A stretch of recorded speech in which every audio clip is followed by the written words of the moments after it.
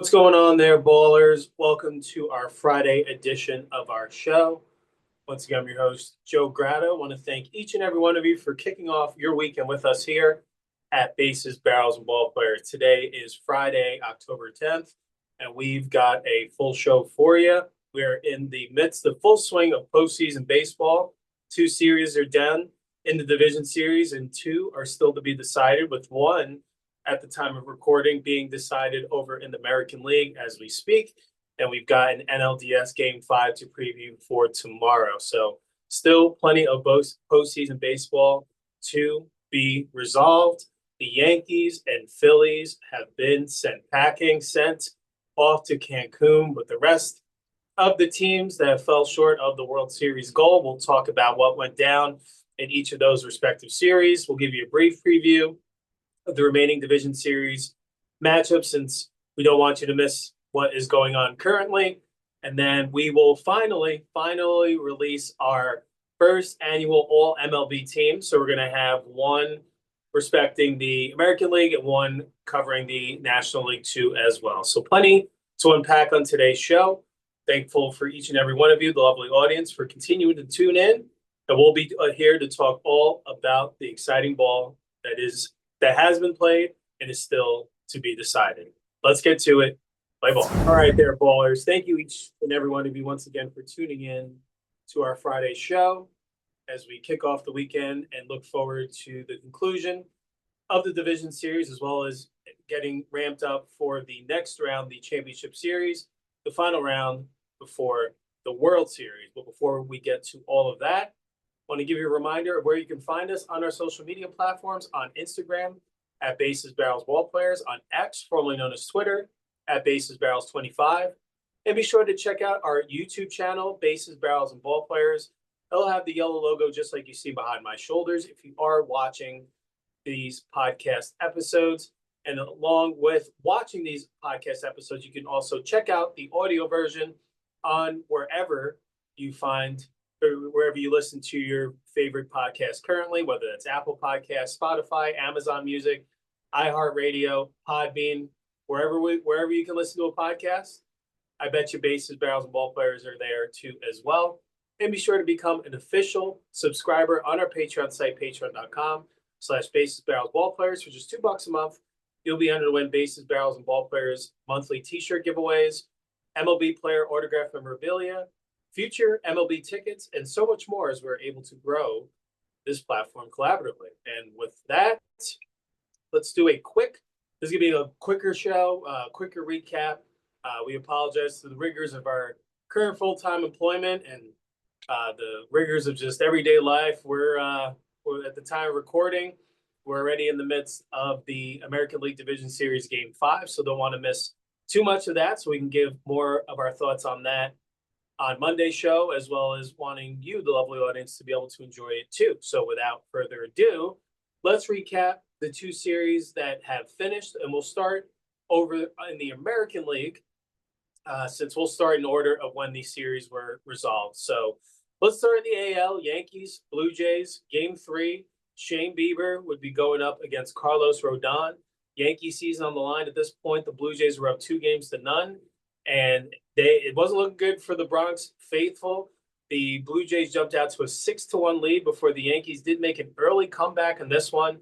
And Aaron Judge, the reigning AL MVP, had his postseason signature moment. He smashed a 3-run game-tying home run in the fourth inning. It was 6-3. They were down. He tied it up at 6. Smashed off the foul pole, just stayed fair, kept his hands inside on a 100-mile-an-hour fastball that was actually an inch and a half inside off the plate. Don't know how he got to it, but he smashed it, tied the game up there. Following inning, Jazz Chisholm, the Yankees second baseman, he hits a solo home run into the right field bleachers to give the Yankees a 7-6 lead. And then the inning after that, in the sixth, Austin Wells, the catcher, he had a 2-run single to extend their lead to 9-6, and that's all they would need. Yankees would win game 3, 9-6, to keep their season alive. And now the Blue Jays ALDS series lead would be shrunk to 2-1. Game 4 the following night would also be in the Bronx. And this time would be a little bit more of a challenge for the Blue Jays. They would have to navigate with a bullpen game, since they've had injuries to their rotations, like with Max Scherzer, Jose Barrios, and Chris Bassett, they would have to get creative. So they actually brought back out Louis Varlin to be the opener in this one, and he actually became the first pitcher in MLB postseason history to be the losing pitcher record for the game before to come back out and start the next game and be the starting pitcher. That is something. Did a lot better the next day. He pitched an inning in the third, and I think he only allowed a run. But this one went quite differently in terms of who would come out ahead and the whole pace of the game. So the Yankees would be sending out rookie Cam Schlittler, who would be coming off a start again in the wild card round where he went 8 shutout innings, didn't allow any walks, allowed 3 hits, and struck out 12 batters. He was absolutely dominant in this one. Very different type of lineup he was going up against in this one.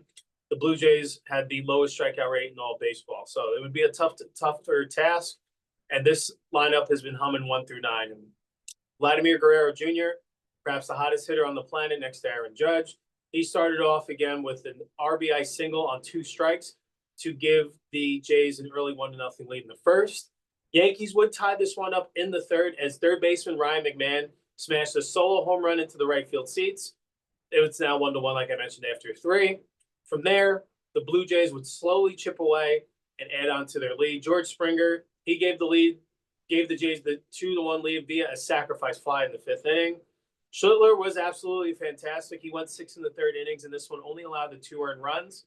And he was a ground ball away from getting out of this one in the 7th.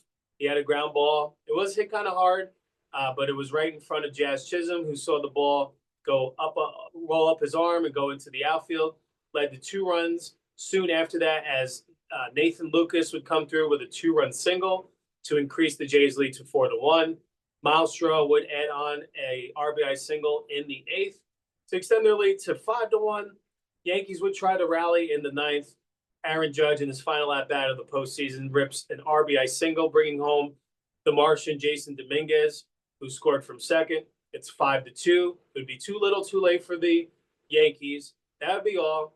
Blue Jays win. They take Game 4, and they advance to the American League Championship Series. So this was a very entertaining series once it shifted back to New York. Blue Jays dominated from the start in terms of Game 1 and 2 up in Toronto. They outscored the Yankees 23-8. And it was something that we did talk about in our previous episode where you wondered if the Yankees offense was going to wake up because they did get some momentum getting those 7 runs late in Game 2, even though it was against some of their lower leverage arms. Sometimes just as a hitter, seeing some positive results, seeing some go through the hoop could lead to some good things. And Yankees ended up scoring 9 in that following game, but then the bats went cold in Game 4. So congratulations to the Toronto Blue Jays. They move on to advance, to the ALCS, and they don't know who they play. At the time of the recording, the Tigers and Mariners are still going at it for Game 5. So we'll be sure to know at the end of the night what that matchup is going to look like. And we'll give you a preview of when the championship series games are expected to start. We don't really know starting pitching matchups or game times or anything like that. But we'll sure to keep you updated on our social media platforms and talk about it on our Monday show a little bit further too as well. But so want to first talk about, the Toronto Blue Jays. They played a complete brand of team baseball from start to finish. And even though they had an opportunity to sweep this series in 3, they blew a 5-run lead. It was something they hadn't done all year. They were 39-0 in those, I believe. Yeah, it was 39-0 in those situations before that. It was the first time they had blown a 5-run lead and lost. But that really is a tip of the cap for keeping the mentality, eyes on the prize, knowing that you had another opportunity to win the game the next day. And worst case scenario, if they had to go back home to Toronto, they probably were going to still be feeling pretty good based on how they defended home turf this year. I believe they had the second best home winning percentage in the American League. And the series head-to-head with the Yankees has significantly swayed towards the Blue Jays side in terms of games played at the Rogers Center. But they play the way baseball ought to be played. From 1 through 9, they pass the baton to each other. With 2 strikes, they fight, they grind out at-bats. They make it really tough on the opposing pitcher. Not really an easy at-bat in that lineup, and you look at it and, outside of Vladimir Guerrero Jr. and George Springer, there aren't any necessarily major superstars, but there's a lot of good ball players that play the game right. And and tip of the cap to the Blue Jays. They've really changed their identity. They really went from a team that used to swing from their shoes and not really have too much of an effective approach, which is why they've had some struggles in the postseason in recent years. But shout out to baseball operations to not wanting to doing the same mistakes over and over again and having the team full up short. Even though the Blue Jays have had some talent, it seems like for some while it wasn't being implemented the right way. Well, it seems like they finally have implemented it the right way. That's why they're well on their way to the next round and having an opportunity to represent the American League in the World Series. And really heck of a job by the bullpen. It was a complete bullpen performance in Game 4, limiting the Yankees to 2 runs over the 9. And whoever's opportunity it was to do their part, do their job, they stepped up and answered the bell. And I'm sure those guys are on fumes. They were used a lot in this series, and rightfully so. They played the right matchups, but manager John Schneider, he pushed the right buttons, especially in Game 4, I think was his masterpiece. So congrats to the Blue Jays. They're on to bigger and better things. And just we'll mention the Yankees a little bit here. Their season's done. They finished with the same record as the Toronto Blue Jays at 94-68. They lose 3 out of 4 in this series, and it seems like they're miles apart in terms of team performance. Now, all the good things I was saying about how the Blue Jays play is unified as a team and feeding off of each other, it seems like the Yankees, they show that at times, but then they'll go back to trying to swing for playing wall ball. And not really sure how many times they're going to keep making the same mistakes over and over again. But it just seems like every time they'll end the season on a pretty significant high note, high expectations coming in with talent all around this roster. Their pitching has been carrying them, I think, for the majority of this season. I'm talking about starting pitching, not necessarily the bullpen, who they came to life later on in the year and I think held their own for the most part during this postseason run. But there's just a lot of disconnect, and I think part of it comes from not being as baseball savvy as they once were. And I do think there's, like I said, I know the modern game has changed. And I know there is need for analytics, but I don't think it's the end all be all. I do think you need the balance of both. I do think you need to have some baseball feel. Like there's just things you see with your eye that you can't see on the iPad.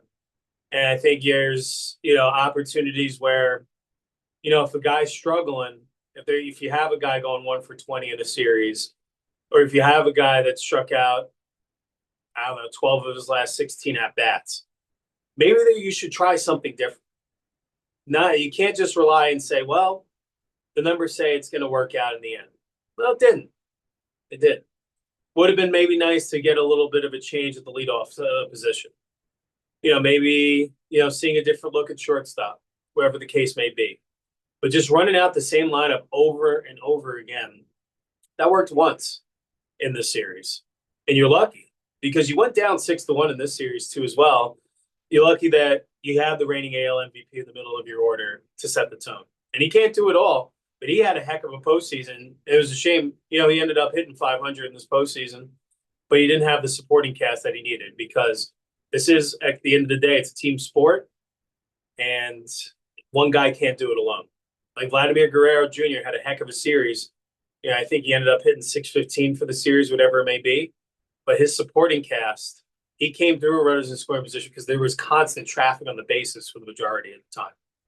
So, as the Yankees head into the offseason, they're going to really have to figure out what needs to change. And I feel like this conversation's been going on for the last several years, but there's a pretty clear reason why the Yankees haven't won a World Series in 16 years and the clock keeps ticking.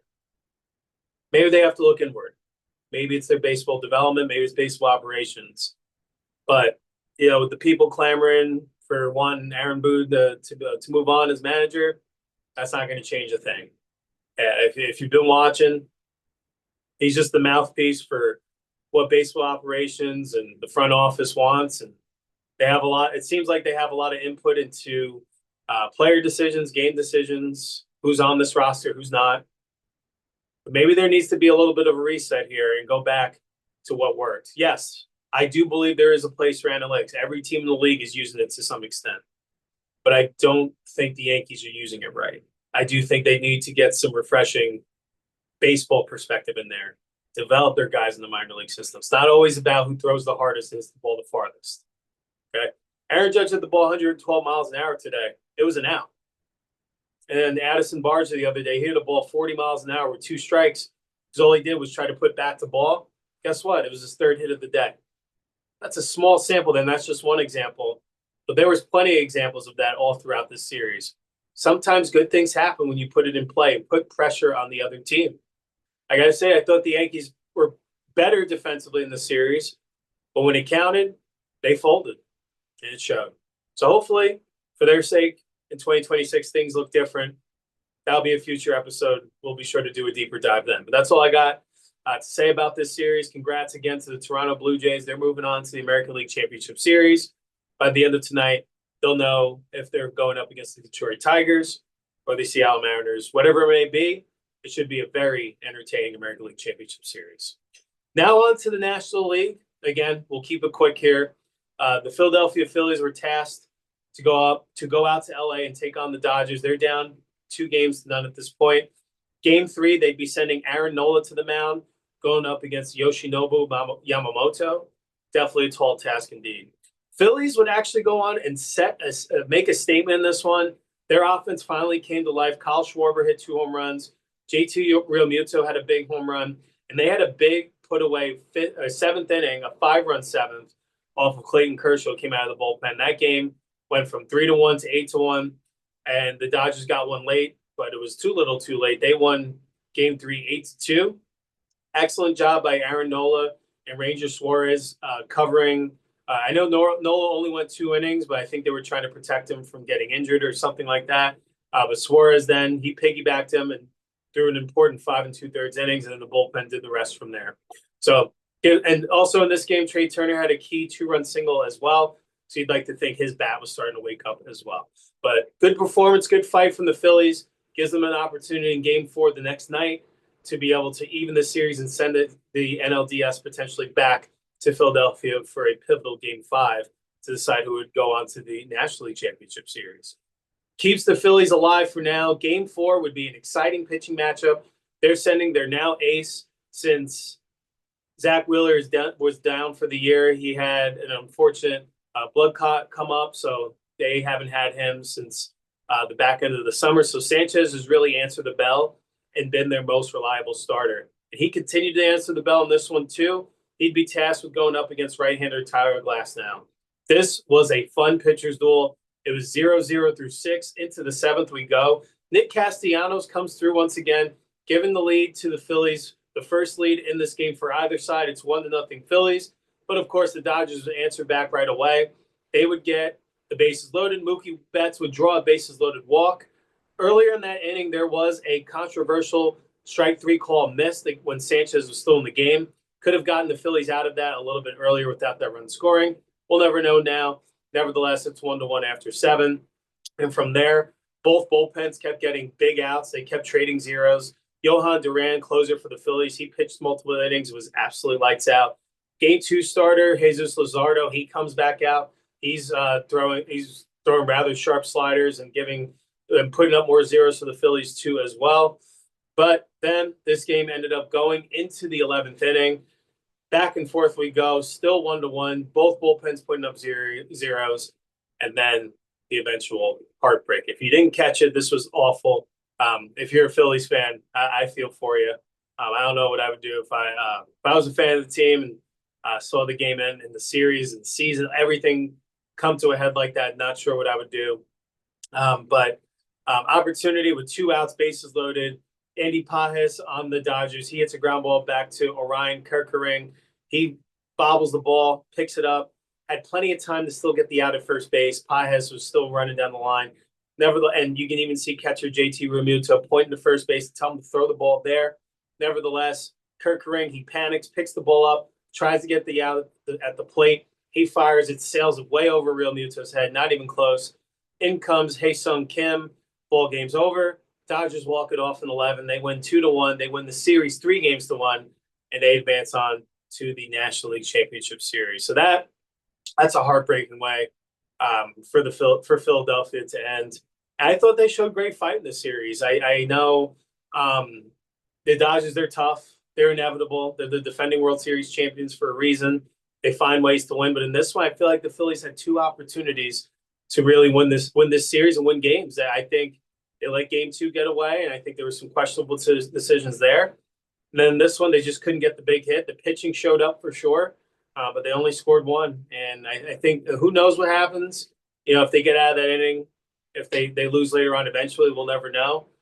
It's not like the Phillies' top of the order was coming up in the 12th, but nevertheless, it is the postseason and anything can happen. And it stinks for them that they don't have an opportunity to see what could have been. But, definitely not how you want the season to end. But I thought they fought the Dodgers well and tough, and I don't think they have anything to hang their hat on. I think it was a tough matchup for them going into the division series. I do think they would have fared well against almost anyone else in the National League, and but it just wasn't meant to be.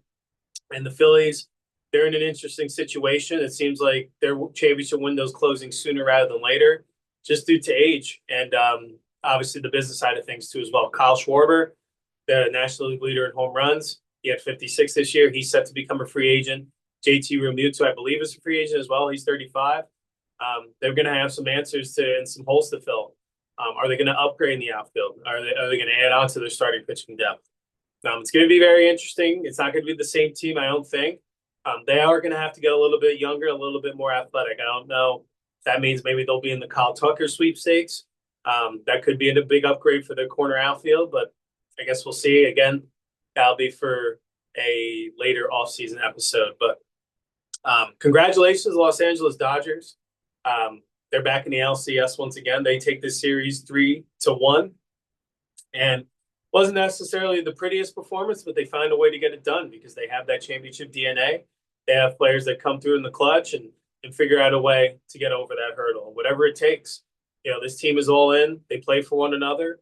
They play for the Dodger Blue, the fans, and they play the right way. And I think they may have escaped it, especially I felt like Game 2 was slipping away in Philadelphia.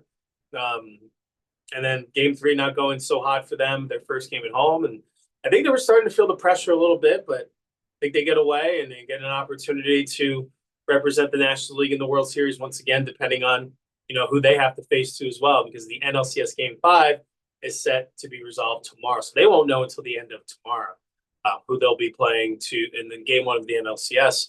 And again, we'll tell you when those games are set to begin.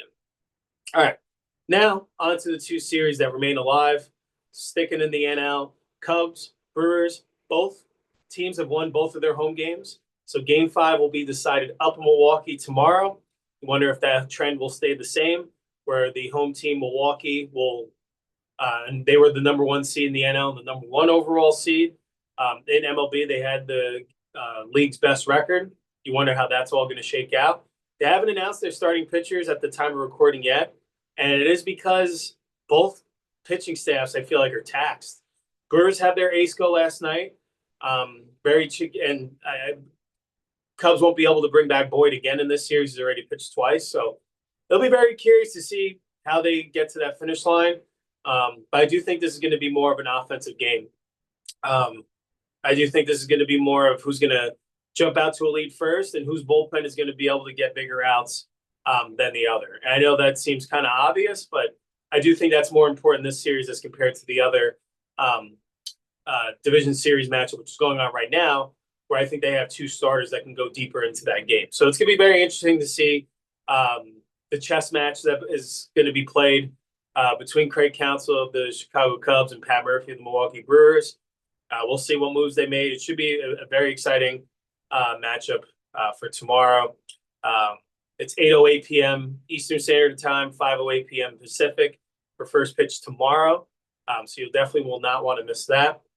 And then what's going on right now in the American League, you have the Detroit Tigers up in Seattle taking on the Mariners. The winner of that series is set to move on to the American League Championship Series to take on the Toronto Blue Jays in Toronto starting on Sunday. We'll get to that in a minute. I do think the key in that one is to see which starter can go longer. My money would be on Skubal, but I think Kirby's in for coming through in the clutch and having a strong performance himself. I think he's going to feed off the home crowd. Wouldn't be surprised if this game is kind of a 0-0, both teams filling each other out. Starting pitchers going to work, getting into those bullpens. I see it kind of remaining toward the lower scoring end. And we'll see who's left standing at the end of it all. So let's get to some predictions here. So in the National League side, Cubs, Brewers, like I had mentioned, I believe that it's going to be more of an offensive display. Who's going to be able to come through runners in scoring position, who's going to be able to get that big hit. I do think getting out to that early lead has really been crucial to the teams that have been most successful. And, even though the Cubs got out to those big starts in Milwaukee, so they answered right back. But when the series shifted to Wrigley, Cubs jumped out to those two big leads and then kind of rode it from there with their bullpen and strong pitching too as well. They got just enough offense, but I do think those bats are going to still need to come to life here.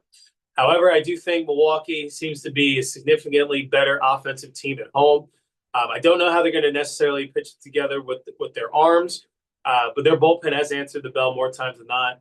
I do think being in their own friendly confines, I'm going to predict that the Brewers are going to pull this one out narrowly. I'll say they'll win tomorrow night 7-5. Over on the American League side, I think it's going to be an exciting pitching matchup. It's going on right now, like I mentioned. Skubal going up against Kirby. I think this one's going to be a little bit more lower scoring. I believe that the Seattle Mariners are going to walk it off. That's right. I'm making a bold prediction. They're going to win. And this has been a consistent score in this series, 3-2. We've had 3-2 decisions, one by each team. Do think 3-2 is going to get it done. Let's see who's going to walk it off. Let's go Josh Naylor. I think he'll hit a walk-off home run to send the Seattle Mariners to the American League Championship Series to take on the Toronto Blue Jays. So with that, I'll give a brief championship series preview. We'll dig more into this on Monday just because there's not a lot of information we know yet. Just because there's two teams that they still need to decide to get through this division series round. But to give you an idea of when to tune in, the American League Championship Series is set to start Sunday night in Toronto no matter who wins because Toronto is the number one seed in the American League. They have home field advantage throughout that series. That is set to begin. They haven't set a time for that, actually, but it is going to be on Sunday, October 12th. So mark your calendars. We'll update you on social media, too, as well as soon as we find out. And then the NLCS is set to begin on Monday. We do know that the Dodgers are through to the next round, but where game one is really depends. This one matters a little bit more. It depends of who comes out victorious. If the Milwaukee Brewers win game 5, then game 1 will be in Milwaukee on Monday. If the Cubs win, since they were the number 1 wild card but the number 4 seed, they would travel to LA to take on the Dodgers, who are the 3 seed. Game 1 would be in LA on Monday. So we'll have to update you there for sure once we know the matchups. And we'll send out the game times and starting pitching matchups and all that good stuff. So it should be very exciting. Looking forward to seeing how the division series plays out. Before we get on out of here, we are just going to finally release our first annual Bases, Barrels, and Ball Players All-MLB team. So we're going to do one. So it's going to be 2 teams, 1 guy at each position. But we're going to do 1 for the American League and 1 for the National League. And let us know in the comments who we left out. This is just our opinion. We went off statistics based on how they performed throughout the year, and we would think were most deserving at their respective positions. So, and I do know how the All-MLB team is. It's going to be, they just take it from guys all throughout the league, and there's a All-MLB first team and an All-MLB second team. So stay tuned for that when that's released. We'll be sure to talk about how the MLB voting went down, all of that good stuff. But we're just going to do it a little bit in our way and just give some shout outs and credence. We'll give some numbers on how they performed this year. So we'll start with the American League. Catcher, our All-MLB AL catcher is Cal Raleigh of the Seattle Mariners. He had 247 on the year with 60 home runs, 125 runs batted in, and a 948 OPS. First base, we're going to give it to the rookie, Athletics first baseman Nick Kurtz. He hit 290 with 36 home runs, 86 runs batted in, and a 1.002 OPS. Most likely well on his way to winning the American League Rookie of the Year. Over at second base, Jazz Chisholm Jr., he had a fine season. He had a 30-30 year. He had 30-plus home runs and 30-plus stolen bases. On the year, he had 242 with 31 home runs, 80 runs batted in, and an 813 OPS. Over at shortstop, Athletics shortstop Jacob Wilson, who was the American League starter for the All-Star game. He had a fine season as well. He batted 311 with 13 home runs, 63 RBIs, and 800 OPS. Over at third base, Junior Caminero from the Tampa Bay Rays. He had 264 with 45 home runs, 110 RBIs, and 846 OPS.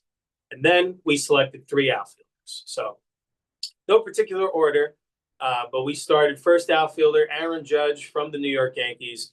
He led the American League in all baseball and batting average with a 331 average with 53 home runs, 114 RBIs, and a 1.144 OPS. Second outfielder we gave the award to was center fielder for the Seattle Mariners, Julio Rodriguez. He had 267 on the year with 32 home runs, 95 RBIs, and a 798 OPS. And then the third outfielder, Riley Green of the Detroit Tigers. He had 258 on the year with 36 home runs, 111 RBIs, and 806 OPS. As for the designated hitter, we gave the best DH in the AL to George Springer of the Toronto Blue Jays. He had 309 on the year with 32 home runs, 84 runs batted in, and a 959 OPS. And then for the starting pitcher, the best one in the American League, we went with Tariq Skubal. He of the Detroit Tigers, the reigning AL Cy Young Award, and most likely the 2025 Cy Young Award winner as well. He went 13-6 on the year with a 2.21 ERA in 31 starts. He logged 195 in the third innings pitched, 241 strikeouts, and a .89 whip. And then for our closer, we went with Aroldis Chapman of the Boston Red Sox. He pitched to a 1.17 ERA in 67 appearances. He had 32 saves, a .70 whip, and 85 strikeouts. Impressive stuff from the 37-year-old. And then over in the National League, we are going to go back behind the plate. Our best catcher that we chose was catcher from the Colorado Rockies, Hunter Goodman. He had 278 on the year with 31 home runs, 91 RBIs, and 843 OPS. The NL first baseman that we went with was New York Mets first baseman Pete Alonso. He had 272 on the year with 38 home runs, 126 RBIs, and an 871 OPS. Over at second base, we went with Ketel Marte of the Arizona Diamondbacks. He batted 283 on the year with 28 home runs, 72 RBIs, and an 893 OPS. At short, we went with New York Mets shortstop Francisco Lindor. He had 267 on the year with 31 home runs, 86 runs batted in, and 811 OPS. Over at third base, we put him on the NL side just because that's where he started. But now, he started the year with the Arizona Diamondbacks and is now with the Seattle Mariners. Third baseman Eugenio Suarez. He had 228 on the year with 49 home runs, 118 RBIs, and an 824 OPS. And then we went with our 3 National League outfielders. Outfielder Juan Soto from the New York Mets. He had 263 on the year with 43 home runs, 105 RBIs, and a 921 OPS. He had a 30-30 season himself. Second outfielder we went with was Kyle Stowers of the Miami Marlins. He had 288 on the year with 25 home runs, 73 RBIs, and a 912 OPS. And our third outfielder that we went with was from the Washington Nationals, James Wood. He had 256 on the year with 31 home runs, 94 RBIs, and an 825 OPS. And then at the designated hitter position, we went with Philadelphia Phillies DH Kyle Schwarber. He had an MVP-type season. He batted 240 with 56 home runs, 132 RBIs, and a 928 OPS. And then starting pitcher, we went with Paul Skeens. He had an impressive season. Can't believe he finished 10-10. That was his record with a 1.97 ERA in 32 starts. That's just unheard of. He had 216 strikeouts and 187 and 2/3 innings pitched, and pitched to a .95 whip, most likely on his way to earning his first National League Cy Young Award. And then for the best closer, we went with San Diego Padres closer Robert Suarez. In 70 games, he locked down 40 saves, pitched to a 2.97 ERA, struck out 75 batters, and a .90 whip. And that rounds out our all NL and AL team for the first annual Bases, Barrels, and Ball Players Award Show. And with that, that concludes another edition of Bases, Barrels, and Ball Players. We appreciate each and every one of you kicking off your weekend with us here. We recapped what went down over in the two division series that have come to a conclusion with the Yankees and Phillies sent packing. Toronto Blue Jays and LA Dodgers are on to the championship series. And to kick off the weekend, we've got two deciding Game 5 series. Detroit and Seattle is going on now at T-Mobile Park up in Seattle, so be sure to tune into that fine pitching matchup between Skubal and Kirby. And then tomorrow night, we got the Cubbies and the Brewers up in Milwaukee battling it out. The last game in the division series round before we're on to the championship series, which we briefly previewed. We'll really just let you know when those championship series are set to start. Again, as a reminder, the American League Championship Series is set to start Sunday in Toronto. Again, we don't know the matchups. We don't know anything of that because there's still games to be resolved. And in the National League Championship Series, the Dodgers are waiting for their opponent. That will be set to start on Monday. Speaking of Monday, we'll be back behind the mic here with more postseason baseball to talk. We'll recap what went down in these two Game 5s. We'll also recap what goes down in the first game of the American League Championship Series. And then from there, we'll give you a full preview of the remainder of the championship series for the American League and a full championship series for the National League since it is set to start on Monday. And then we'll also be there to give out some more hardware. We'll hand out some MVPs, the Rookies of the Year, Cy Young, Comeback Players of the Year, and Manager of the Year for both the American League and National League. So we keep all of our baseball fans engaged. That's all I got. Once again, I'm your host, Joe Grado. Thank you, each and every one of you, for continuing to hang there with us at Bases, Barrels, and Ball Players. We're excited to talk ball, and we love each and every one that continues to tune in. Hope you all have a good weekend and enjoy some postseason baseball. We'll be back behind the mic on Monday. Play ball.